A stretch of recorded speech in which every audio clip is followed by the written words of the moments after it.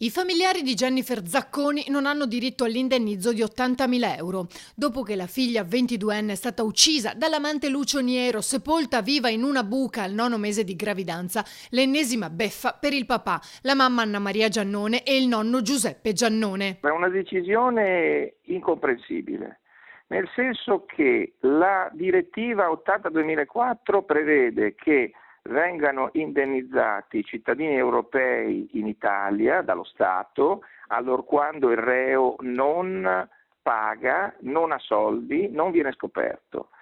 E quindi non è possibile escludere i cittadini italiani dall'indennizzo, perché sarebbe discriminatorio anche da un punto di vista costituzionale discriminare ovviamente i cittadini italiani dai cittadini europei. Era l'aprile del 2006 quando Jennifer di Olmo di Martellago fu uccisa al termine di un violento litigio con Niero nel piazzale di un distributore a Martellago, in cui lei fu picchiata e poi gettata nella buca. Qui si tratta di un caso molto grave perché ricordo che per la cronaca si trattava di una ragazzina molto giovane che ovviamente la piccola Jennifer che aveva una bimba di circa 9 mesi che poi alla fine sono state entrambe sepolte vive.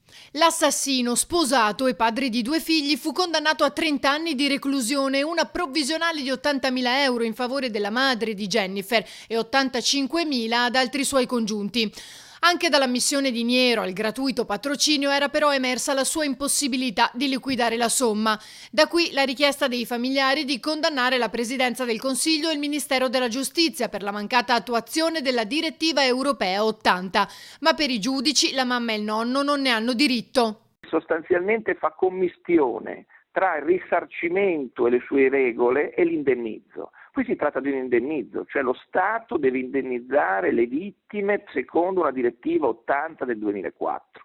Quindi sostanzialmente c'è una commistione di giurisprudenza che non è comprensibile. Io sto parlando con i familiari per farli decidere il mio consiglio è di presentare ricorso in Cassazione a Strasburgo e eventualmente segnalare la situazione al Consiglio d'Europa perché venga riferito pure alla Corte di Giustizia del Lussemburgo, dove c'è una violazione dell'Italia per violazione della direttiva 80.